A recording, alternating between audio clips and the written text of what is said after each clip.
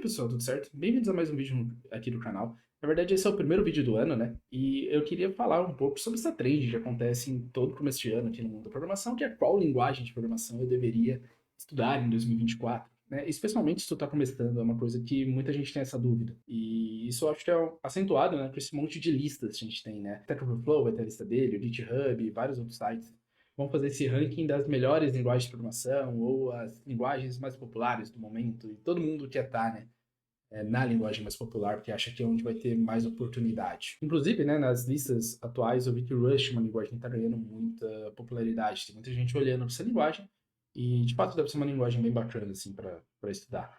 Só que o que eu queria falar nesse vídeo, na verdade, é que eu não acho que faz diferença qual linguagem você vai estar estudando, né? Desde que tu pegue uma das populares, né, ou linguagens que há bastante tempo tão conceituadas no mercado, como, por exemplo, Java. Java não está exatamente no top 3, mas eu acho ainda que é uma das linguagens que tem mais oportunidades para tu estudar. Enfim, se tu pegar uma linguagem que não está esquecida, tem poucas pessoas usando, tu vai estar tranquilo.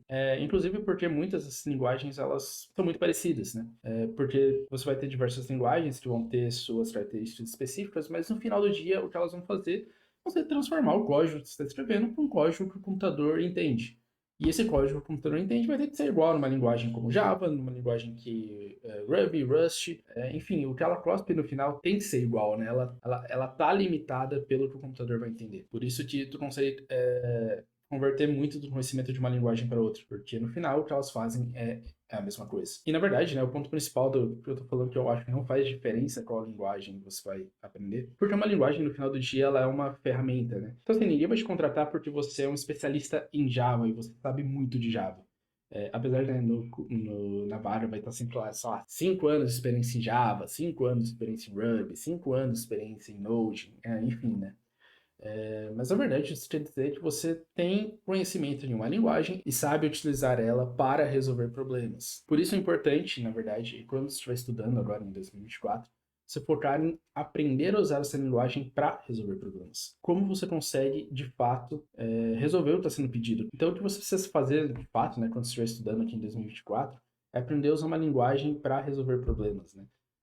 Não adianta você só saber a sintaxe da linguagem se quando tiver um problema de verdade, uma lógica que você resolver, tu não sabe usar. Tu não vai saber qual das sintaxes que você está aprendendo vai ter que usar. Então, eu acho muito importante tu aprender essa base e esse jeito de pensar de forma lógica para resolver problemas do que exatamente a linguagem. E esse tipo de estudo tu consegue fazer em qualquer linguagem, né? Não faz diferença. Óbvio, né? Se tu tá estudando JavaScript, tu vai ter formas de fazer as coisas do jeito do JavaScript. Então, talvez a sua lógica mude um pouco pro jeito que o JavaScript espera, né? Se você tiver uma linguagem como Java, você vai ter que pensar sua lógica em orientação a objeto. Ou se tiver uma linguagem mais funcional, você vai ter que pensar a sua lógica diferente.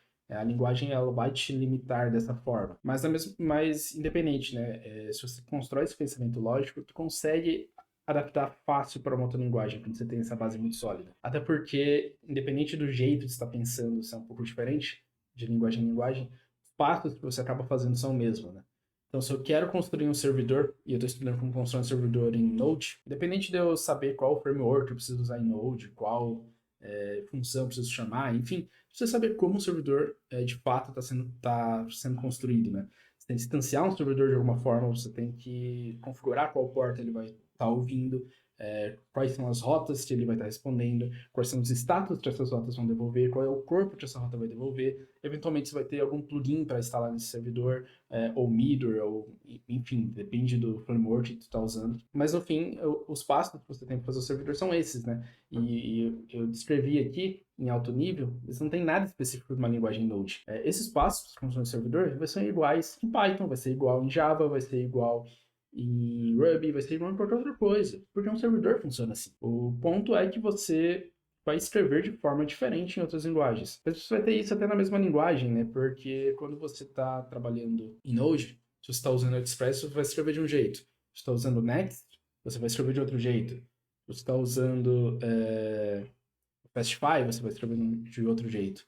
Você tem várias formas de fazer um servidor dentro da mesma linguagem. Então, esse caso, né, de você cambiar conhecimentos, vai ter até dentro da mesma linguagem. Às vezes você vai estar estudando Express e quando você entrar para o trabalho, você não está usando Nest. que é completamente diferente. Então, se você se prendeu a como o Express faz as coisas, você vai ter muito mais dificuldade. Agora, se você entendeu o que você está fazendo, você consegue trocar isso para qualquer outro framework, qualquer outra linguagem. Essa é a parte mais importante para mim, você entender o fundamento do que você está fazendo. Porque se você entende o porquê você está fazendo uma coisa, você consegue resolver. Inclusive, né, no meu caso, né, eu trabalhava com Node e eu mudei para Java e, assim, 2 dias eu perdi a sintaxe do Java. Obviamente, eu não conseguia fazer coisas muito obscuras ou coisas muito específicas, mas eu conseguia entregar, eu conseguia trabalhar. Porque o que eu estava fazendo era a mesma coisa que eu já fazia em Node, não mudava. Eu só estava escrevendo de uma forma diferente. Daí a maior dificuldade é descobrir o que eu precisava escrever. Mas eu sabia o que eu tinha que escrever. E eu acho esse o ponto ideal para um desenvolvedor, né? Até porque a gente vai estar mexendo com tecnologias diferentes o tempo inteiro. Mesmo dentro da mesma linguagem, né? Sempre vai lançar um framework novo. Ou até o mesmo framework que você já está usando vai atualizar e vai mudar completamente.